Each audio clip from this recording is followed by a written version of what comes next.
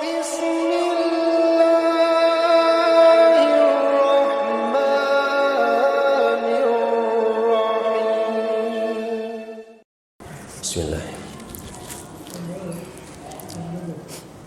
Assalamualaikum warahmatullahi wabarakatuh.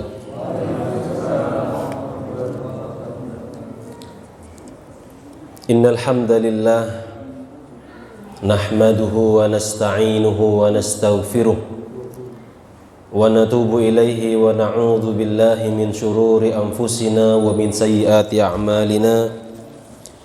Innahu may yahdihillahu fala mudhillalah wa may yudlil fala hadiyalah.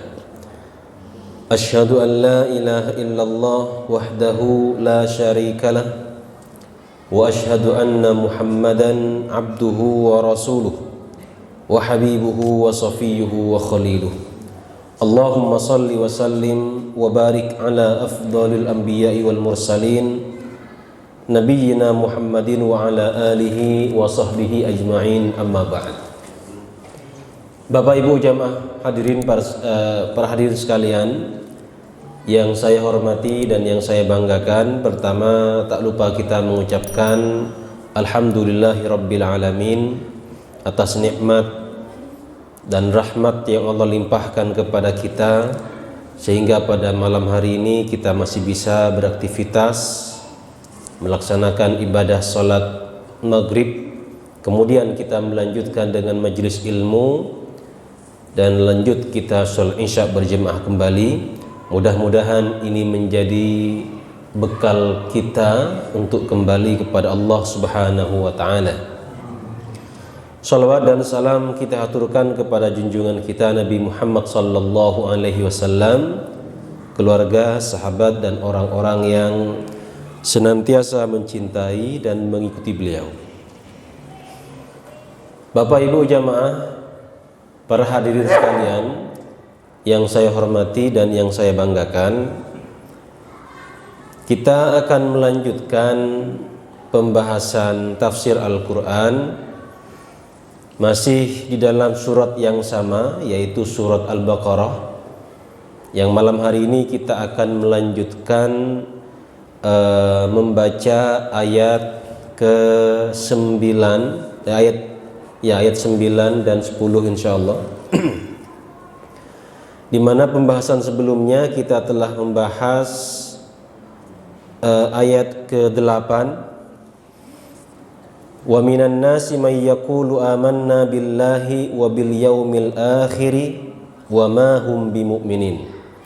Dan ada di antara segolongan dari manusia di mana mereka mengatakan kami beriman kepada Allah dan hari akhir, padahal mereka tidaklah termasuk orang-orang yang beriman.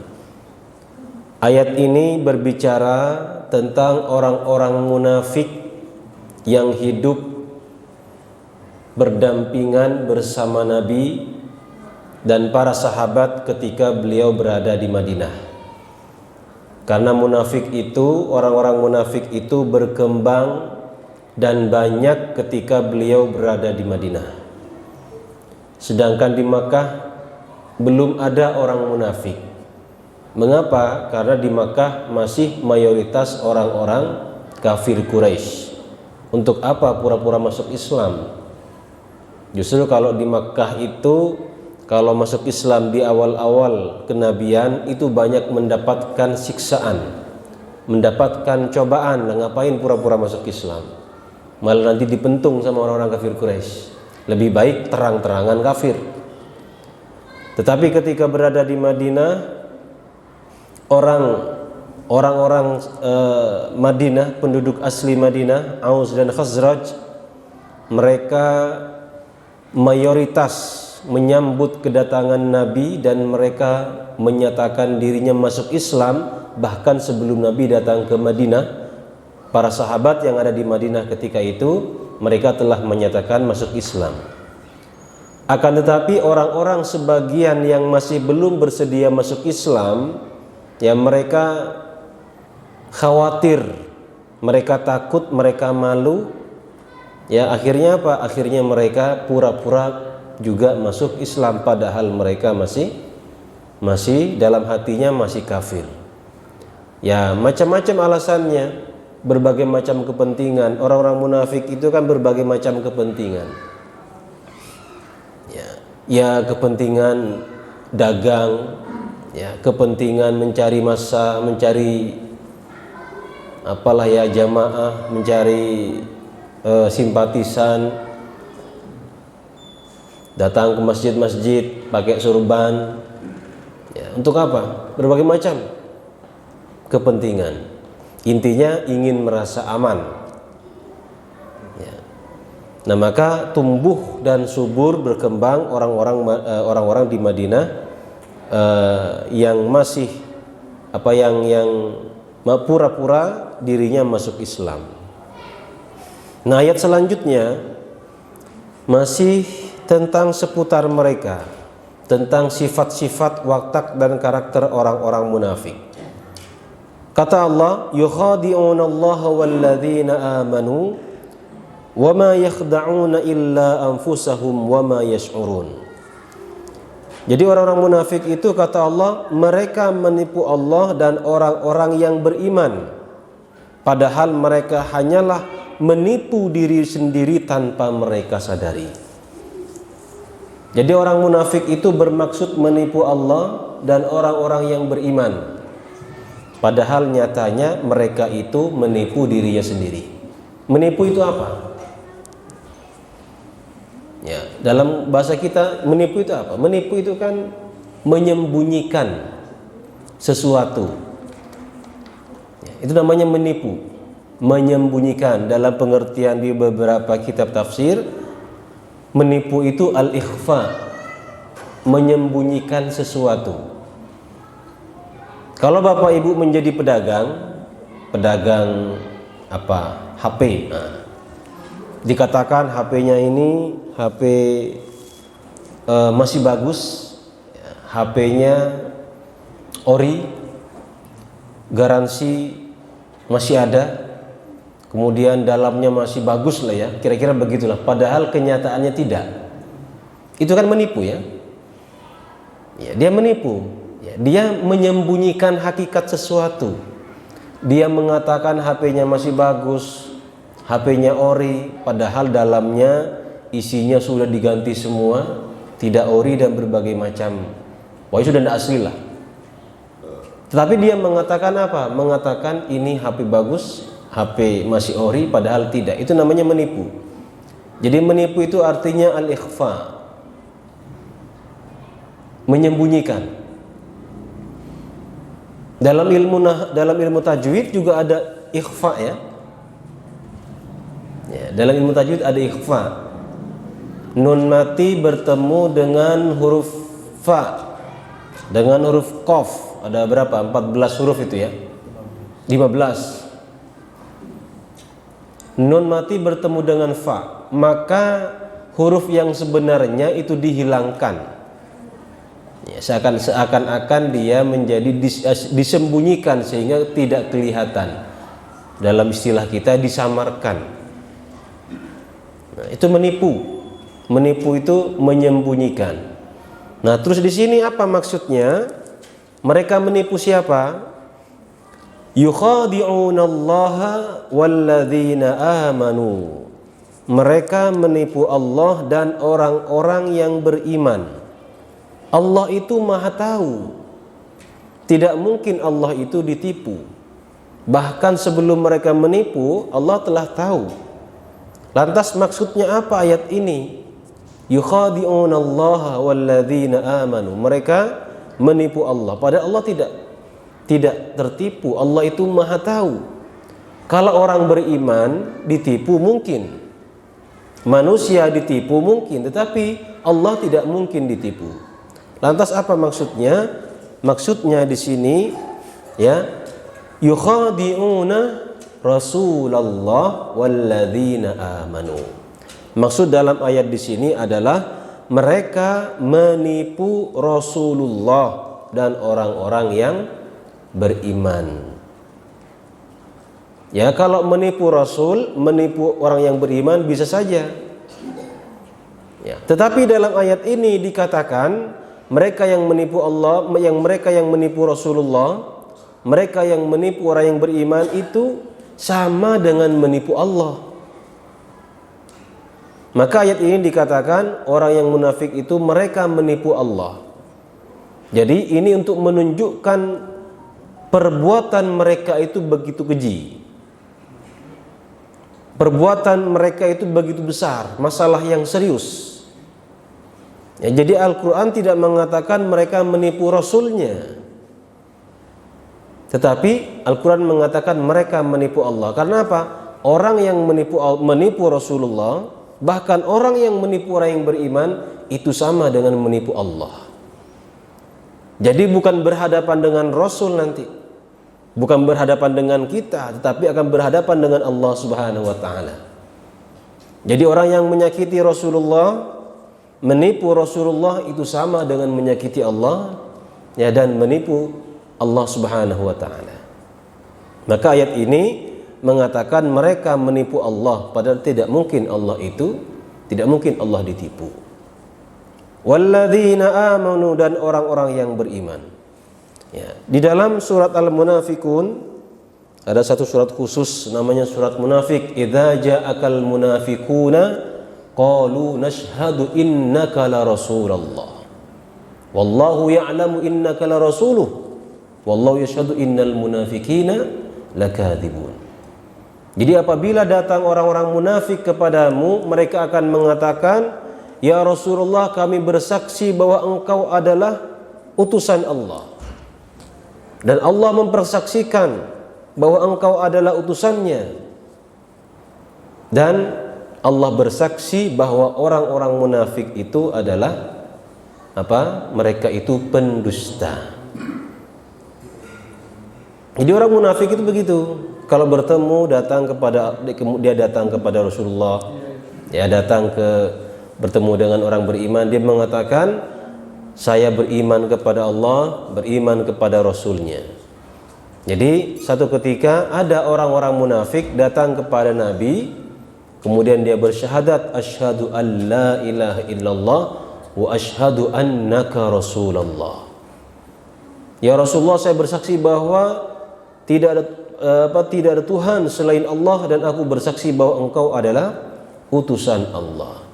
Tetapi setelah mereka kembali pulang ke rumahnya, ketika melihat hewan ternaknya orang yang beriman dibunuh, ya, mengganggu orang yang beriman, ya, hewan ternaknya dibunuh, ya, apalagi karena mereka hanya pura-pura, tetapi hakikatnya mereka itu dengki di dalam dirinya. Ya, maka orang yang menipu Allah dan menipu Rasulnya, menipu Allah dan menipu orang yang beriman, itu sama dengan menipu Allah Subhanahu wa Ta'ala. Tapi apa kata Allah? Wa ma yakhda'una illa anfusahum wa ma yash'urun. Tetapi hakikatnya tidaklah sekali-kali mereka itu menipu Allah, tidaklah mereka menipu Rasulullah, juga tidak menipu orang yang beriman. Sesungguhnya mereka itu sedang menipu dirinya sendiri. Wa ma yash'urun, tapi mereka tidak sadar. Ya, hakikatnya mereka menipu dirinya sendiri. Untuk kita memahami ayat ini, bagian ini saya ingin memberikan ilustrasi, gambaran, agar kita paham bagaimana sungguhnya mereka ingin menipu, tapi hakikatnya menipu diri mereka sendiri. Ketika kita dulu sekolah atau kuliah, ya, pernah tidak ya Bapak Ibu nyontek? Tahu nyontek ya? Nggak pernah? Pernah nyontek enggak? Enggak pernah kan? Berarti kalau enggak pernah sekolah lagi nyontek biar pernah. Ketika kita nyontek, ini kan perbuatan menipu, ya kan?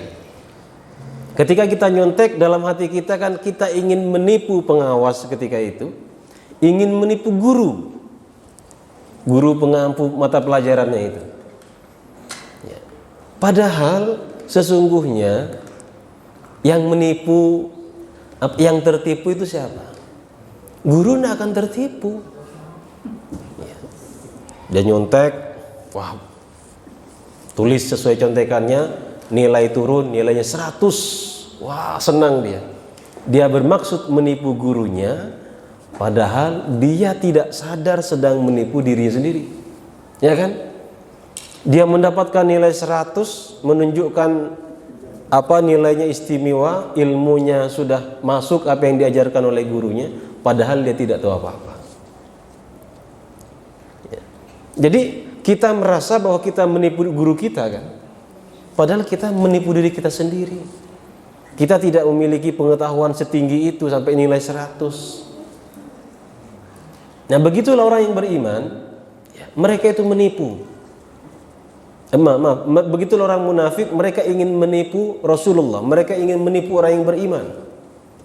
Tapi hakikatnya mereka itu menipu dirinya sendiri. Jadi dengan prinsip ini, saya itu, ya, saya selalu berkeyakinan, ya, mungkin saja orang bisa menipu kita, tapi Allah tidak akan pernah tertipu. Jadi kalau Bapak Ibu punya masalah begini, pernah enggak, sering tidak kita ditipu orang? Pernah ditipu orang? Jadi kalau kita tertipu oleh orang, yakinlah kita tidak pernah tertipu sebenarnya.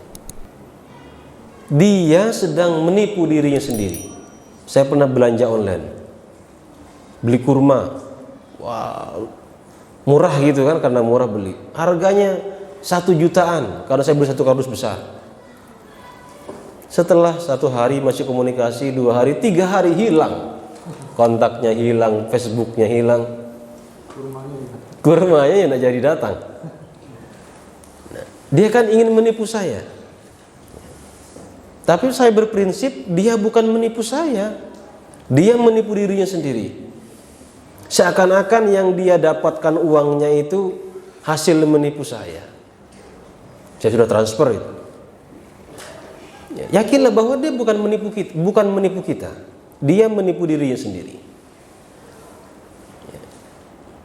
Pernah satu ketika ada orang datang, memohon, memelas, minta uang untuk apa namanya, keperluan pulang kampung.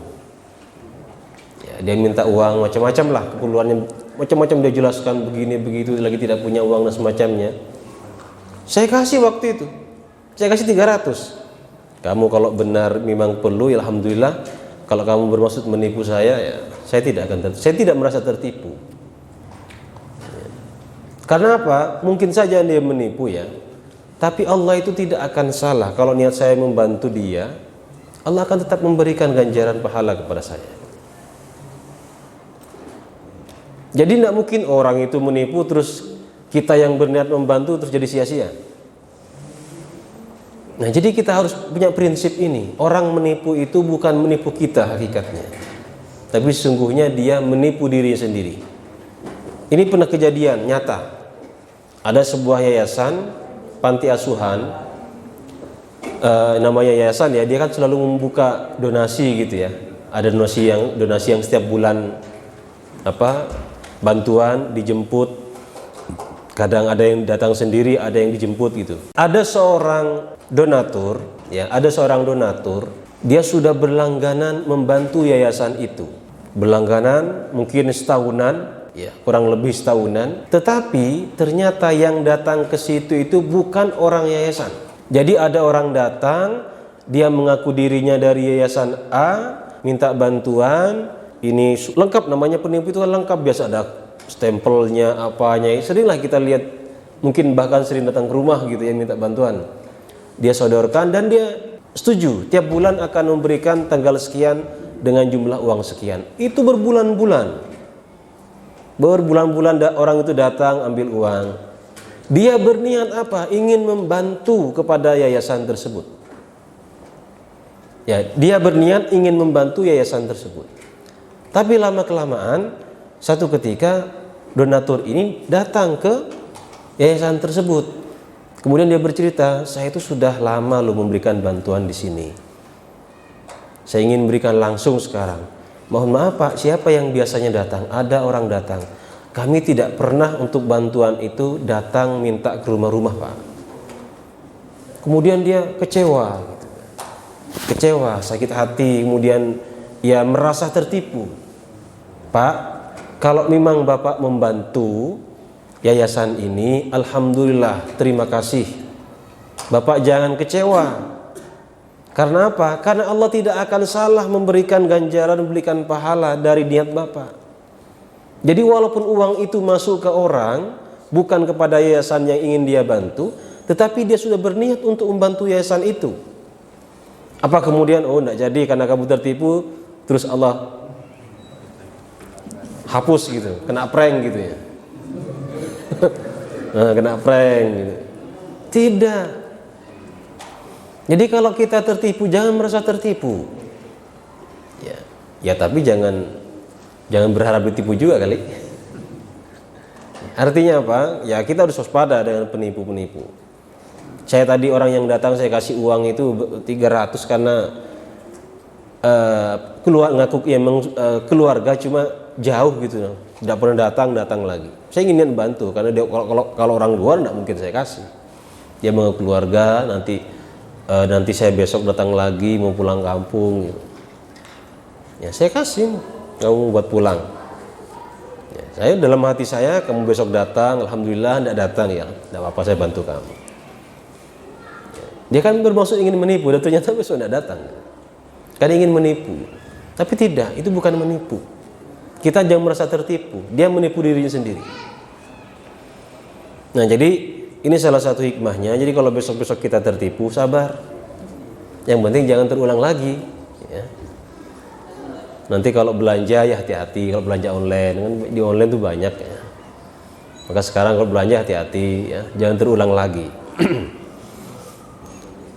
Yukhadi'una Allah walladzina amanu wa ma yakhda'una illa anfusahum wa ma yash'urun. Nah, ada satu hal penting saya ingin mengutip di sini dari apa yang tertera dalam tafsir Al-Qurtubi. Beliau mengutip sebuah hadis. Ya, ini penting. Kita bisa saja menipu Allah. Maka Nabi mengatakan, la tukhadi'illaha fa innahu man yukhadi Allah yakhda'uhu Allah wa nafsahu yakhda'u walau yakhda'u law yash'ur. Jadi artinya janganlah kalian menipu Allah. Ini kata Rasul. Kepada siapa? Bukan kepada orang munafik, tidak, tapi ini kepada orang yang beriman, para sahabat. Janganlah kalian menipu Allah. Artinya maknanya apa? Maknanya ini juga berlaku kepada kita. Janganlah kalian menipu Allah. Sesungguhnya barang siapa yang menipu Allah, maka Allah akan menipu dirinya sendiri. Allah akan menipunya. Walau dia walaupun dia menyadarinya. Kemudian qalu ya Rasulullah, wahai Rasulullah, wa kaifa yukhad Allah? Bagaimana Allah itu ditipu? Ya, bagaimana Allah ditipu? Nah, ini yang kata Nabi. Jadi catatan penting kita pada malam hari ini. Janganlah kalian menipu Allah. Kemudian sahabat bertanya, ya Rasulullah, bagaimana Allah itu bisa ditipu? Ini bukan hanya munafik, tapi kepada kita juga. Kata Nabi, ta'malu bima amarakallahu bihi wa tatlubu bihi ghairahu. Kamu mengerjakan apa yang Allah perintahkan kepada kamu, tapi kamu berharap kepada selain Allah. Tapi kamu meminta kepada selain Allah. Jadi kita mengerjakan perintah-perintah Allah, ya, tapi kemudian kita meminta, berharap kepada selain Allah. Ini namanya nipu Allah ini. Ya. Kita sebagai hamba Allah yang wajib menyembah, beribadah kepada Allah, kita lakukan itu, tetapi ketika memohon, meminta, berharap, kita minta kepada selain Allah. Padahal setiap kali sholat selalu kita berikrar, iyyaka na'budu wa iyyaka nasta'in. Hanya kepada Engkau kami menyembah dan hanya kepada Engkau kami minta pertolongan. Baik. Kemudian fi qulubihim maradun fazadahumullahu marada walahum adzabun alimum bima kanu yakdzibun. Di dalam hati mereka, mereka di sini siapa maksudnya? Orang-orang munafik. Maradun, ada penyakit. Ya. Di dalam hati mereka ada penyakit. Fazadahumullahu marada.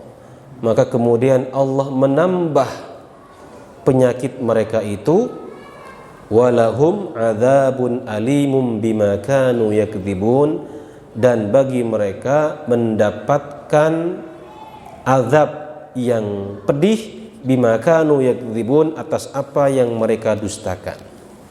Nah, fi qulubihim marad, dalam hati mereka ada penyakit. Ya.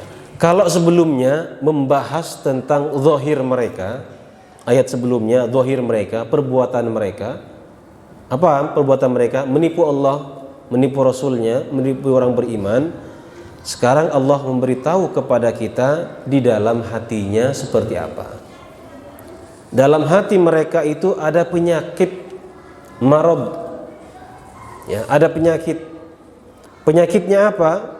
Penyakitnya adalah an-nifaq, kemunafikan, al-kufur, kekufuran, asy-syahwat, penyakit syahwat, wasyubhat, dan penyakit syubhat. Nah, ini ada beberapa tercantum di dalam beberapa kitab-kitab tafsir. Jadi penyakit mereka penyakit syahwat, penyakit syubhat, penyakit nifak, penyakit kufur. Intinya dalam hati mereka itu adalah ada penyakit kufur. Kalau sudah dalam hati penyakit kufur, sudah. Namanya orang sudah hati sakit, udah berpenyakit, gimana udah berpenyakit? Tidak bisa disembuhkan kecuali penyakitnya itu diangkat. Bermula dari penyakit kufur. Kita juga bisa berpenyakit, punya penyakit kufur itu. Akhirnya apa? Akhirnya timbul kesombongan, timbul keangkuhan, timbul rasa kaya, paling kaya, rasa nikmat rezeki itu hanya miliknya, dia tidak bersyukurlah kepada Allah Subhanahu wa taala, tidak pandai bersyukur. Karena berawal dari kufur. Sifat kufur itu bisa terjadi kepada kita. Kufur secara umum, bukan kufur dalam arti kekafiran. Penyakit la in syakartum la azidannakum wa la in kafartum. Kalau kalian bersyukur, la azidannakum, akan ditambahkan. Wa la in kafartum, kalau kalian kufur. Itu kan kufur dalam arti kufur nikmat. Artinya dalam hati kita bisa ada kekufuran. Dari kekufuran itu tadi lahir muncul kesombongan, keangkuhan, penyakit-penyakit hati itulah. Hasad, iri, dengki, riya. Akhirnya timbul berbagai macam kemunafikan juga, akhirnya berawal dari penyakit kekufuran.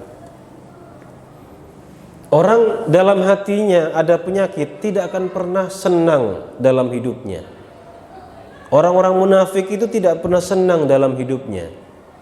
Orang kafir tidak akan pernah senang dalam hidupnya. Orang munafik, orang kafir, ketika melihat orang-orang yang beriman, ketika mereka melihat Nabi dan para sahabat menang dalam peperangan, mereka itu hatinya itu kayak tersiksa begitu. Maka dalam Al-Quran dikatakan, orang kafir itu kalau melihat orang beriman sengsara itu senang.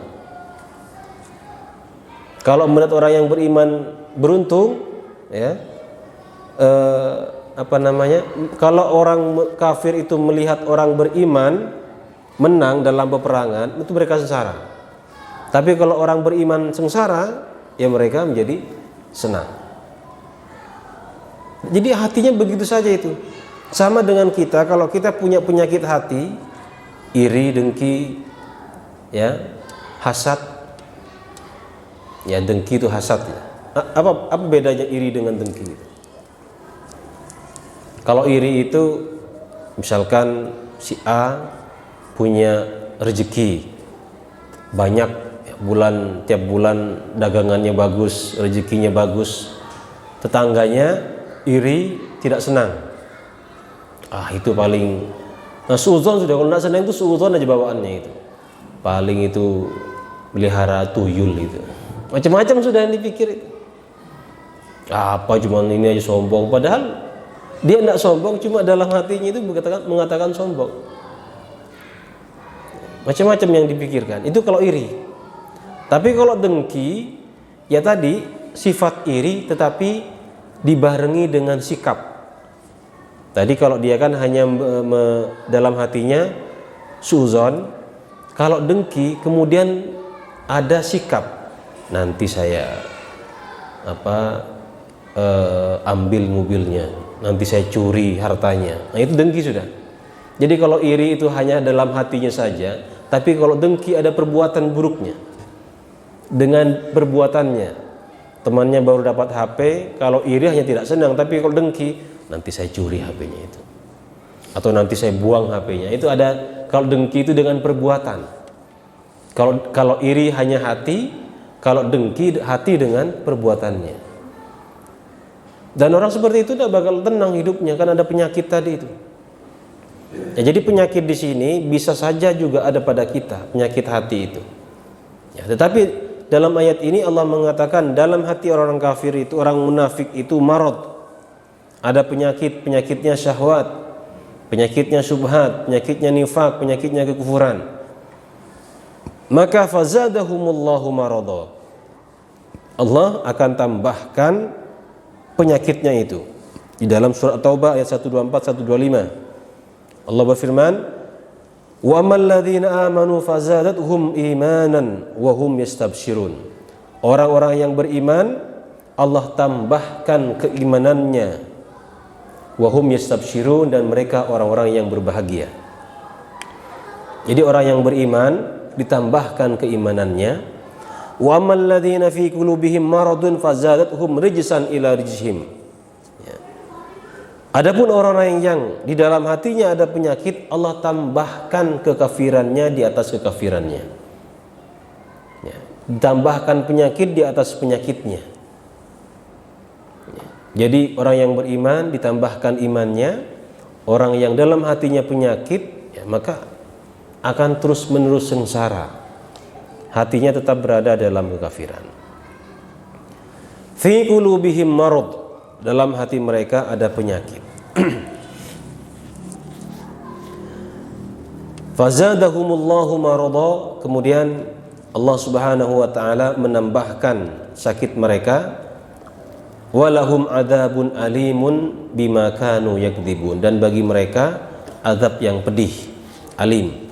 Kalau di beberapa pertemuan yang lalu tentang orang kafir, walahum adzabun azim, ya, mereka mendapatkan azab yang sangat besar. Ya, intinya sama-sama sama-sama berat, ya, sama-sama menyakitkan. Saya sudah mengatakan bahwa itu tidak bertentangan antara satu dengan yang lainnya, itu hanya menjelaskan macam-macam, menjelaskan jenis siksaan. Terkadang Allah menyebutkannya alim, terkadang Allah menyebutkannya azim, terkadang menyebutkannya apa lagi? Adzabun azim, adzabun alim, adzabun muhin, yang menghinakan, ya, dan berbagai macam. Itu tidak bertentangan, tetapi itulah sifat-sifat dari azab siksa api neraka yang Allah persiapkan kepada orang-orang munafik dan kepada orang-orang yang ingkar, atau dalam hal ini mereka adalah orang-orang kafir. Itu dalam di dalam Al-Qur'an. Bapak Ibu jamaah sekalian yang dimuliakan oleh Allah Subhanahu wa taala. Kemudian kita bisa mengambil beberapa ibrah, ya, bisa mengambil beberapa pelajaran, ya, dari dari dua ayat yang kita baca pada malam hari ini. Yang pertama, orang munafik itu mereka bermaksud menipu Allah, tapi hakikatnya sebenarnya mereka menipu dirinya sendiri. Maka kita orang yang beriman, ya, ketika kita tertipu, ya, jangan merasa tertipu. Insya Allah, Allah tidak akan pernah menipu kita. Bukan insya Allah, pasti Allah tidak akan menipu kita. Kalau kita merasa tertipu karena kita berbuat baik, Allah tidak akan salah dalam memberikan ganjaran. Yakinkan itu, bahwa Allah tidak akan salah dalam memberikan pahala ganjaran kepada siapapun orang yang beriman. Kemudian macam-macam penyakit, fi qulubihim marad, di dalam hati mereka ada penyakit. Penyakit yang paling besar adalah kekufuran. Ya, dari kekufuran inilah muncul penyakit yang lain, nifaq, penyakit syahwat, penyakit syubhat, dan penyakit-penyakit hati yang lainnya. Maka kalau dikatakan bahwa hati itu adalah pemimpin anggota tubuh, maka benar. Hati itu pemimpin anggota tubuh yang lainnya. Maka kalau hatinya baik, hatinya benar, insya Allah yang lain baik. Karena apa? Karena apa yang ada dalam hati itu akan terpancar melalui tindakan-tindakan kita. Orang yang hatinya baik, ya karakternya akan baik. Kalau hatinya baik, cara berkatanya, cara berucapnya juga akan baik. Ya, maka idza shalahal ala inna fil jasadi mudghah, kata Nabi itu. Ketahui sesungguhnya dalam jasad itu ada mudghah, segumpal darah. Idza shalahat shalahal jasadu kulluh. Kalau baik, ya segumpal darah tersebut maka seluruhnya akan baik. Wa idza fasadat, kalau rusak, fasadal jasadu kulluh, maka seluruh anggotanya juga akan, kalau rusak maka seluruh anggota tubuhnya akan rusak. Ala wahyi al-qalb, ketahuilah itu adalah hati. Hati di sini bukan hati yang nampak merah di anggota tubuhnya. Hati di sini maksudnya yang bisa merasa, yang bisa berpikir. Ya. Hati yang kita menjelaskan di beberapa pertemuan sebelumnya berbagai macam hati itu, bukan hati yang ada dalam hati kita. Apa yang ada dalam bagian mana hati itu? Belah kiri ya. Itu namanya apa? Liver, Pak. Tapi hati yang bisa berpikir, hati yang bisa merasa, hati yang itu yang dimaksud dalam hadis, dalam pembahasan ini. Baik Bapak Ibu jamaah sekalian yang dimuliakan oleh Allah, barangkali itu yang bisa kita ambil hikmah dari dua ayat ini.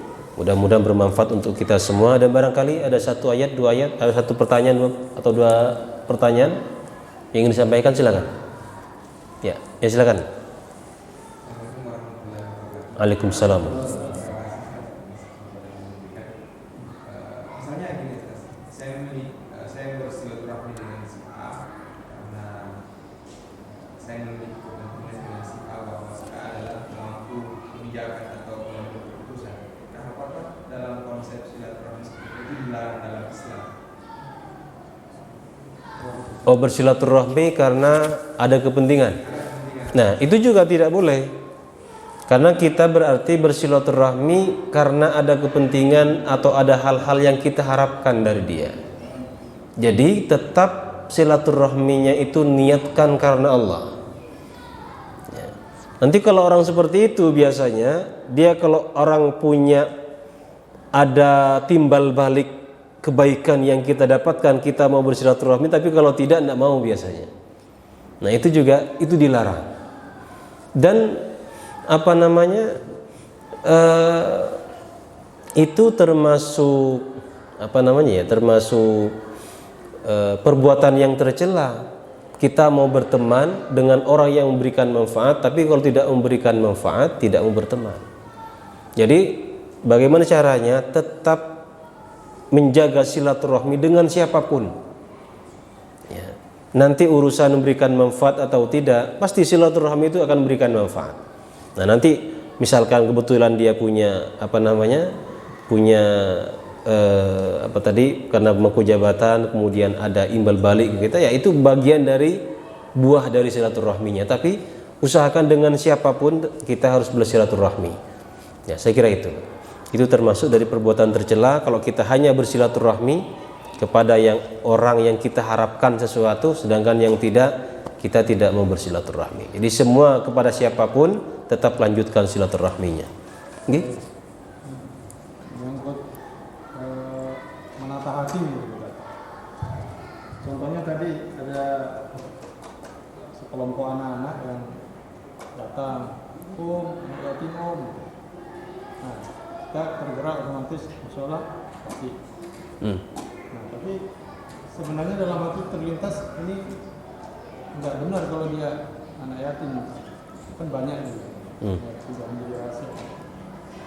Nah, setelah kita kasih, itu biasanya frekuensinya sebulan sekali dulu awalnya. Nah, ketika kita sering ngasih itu tiba-tiba cepat ya. Sering. Kan baru seminggu datang. Sering. Gitu. Jadi berbagai trik itu kadang-kadang orangnya lain yang disuruh gitu. Nah, gede-gede orang. Ya, mungkin yang lain pernah tidak. Kebetulan karena di rumah toko kan jadi enak itu ya. Kalau yang lain mungkin rumah tutup kan nggak dimampiri. Kalau di toko pokoknya pasang gitu. Nah, jadi menata hati ini kayaknya serba salah gitu. Nah, kadang-kadang ngasih jelas, begitu kedua ketiga timbul ini kayaknya nggak bisa dibiasakan karena sebenarnya dia bukan yatim piatu bisa. Nah, ini dilema juga kayak apa menata hati menghadapi seperti ini. Baik, jikalau memang kita sudah tahu bahwa itu tidak benar, ya, maka sebaiknya kita jangan memberi. Karena biasanya uang yang kita pakai, kalau di awal misalkan datang nih, om fakir miskin, kita ngasih, akad kita itu kita memberikan kepada fakir miskin. Kalaupun nanti ternyata dia beli minuman, beli apa hal-hal yang diharapkan, itu sudah kita lepas tanggung jawab kita. Karena akad kita memberi fakir miskin. Tapi lama kelamaan ternyata ini tidak benar ini menipu. Kalau kita sudah tahu itu menipu, tidak usah kasih. Karena bisa saja dengan uang itu kita berikan malah digunakan hal-hal yang tidak baik. Justru di situ kita malah mendukung, membantu dia dalam berbuat tidak baik. Nah, kalau saya cara menolaknya gampang. Minta dulu surat izin dari RT sini baru saya kasih. Tidak berani dari RT, Pak. Saya juga awalnya sering begitu. Kenapa Mas? Mohon maaf di sini tidak menerima sumbangan kecuali ada surat dari RT. Kesini lagi. Gitu saja. Nggak perlu ini, istilahnya kita menutup mata itu benar apa enggak, pokoknya kasih aja gitu. Ya jangan begitu juga. Kalau memang tahu sudah menipu, sudah tahu itu menipu dan tidak benar, maka lebih baik kita jangan memberikannya. Ya. Kalau seandainya kita berharap pahala dari situ, Kalau kita tahu itu menipu ya justru bukan pahala saya kira. Nah, karena kita tidak tahu, misalkan nanti dia uangnya gunakan hal-hal yang tidak baik, dia pakai minum-minum misalkan. Kadang anak muda yang begitu. Ya, atau memang orang minta-minta itu sindikat Pak ya. Sudah ada ininya, organisasinya, dan mereka itu seperti yang dipekerjakan begitu. Nanti dikumpulkan. Pemerintah kan juga sudah melarang hal seperti itu. Bahkan kalau di jalan-jalan didenda 50 juta, ngasih 5.000 dendanya 50 juta. Ya, artinya lebih baik kalau kita ingin memberi ke masjid, itu sudah jelas. Masjid sudah pasti jelas. Ini untuk apa gitu, atau ke yayasan atau ke amal yang lainnya yang sudah jelas pemanfaatannya untuk seperti apa. Tapi kalau sudah jelas di situ untuk dia tidak benar, ya lebih baik tidak usah digunakan. Menggunakan alasan tadi, mohon maaf kalau ada surat dari RT baru saya kasih gitu. RT sini maksudnya, kan tidak berani dia datang. Saya kira itu Pak ya. Sudah masuk waktu Isya. Itu saja yang bisa kita sampaikan. Kita mohon kepada Allah, berdoa mudah-mudahan apa yang kita lakukan ini diberkahi oleh Allah Subhanahu wa taala.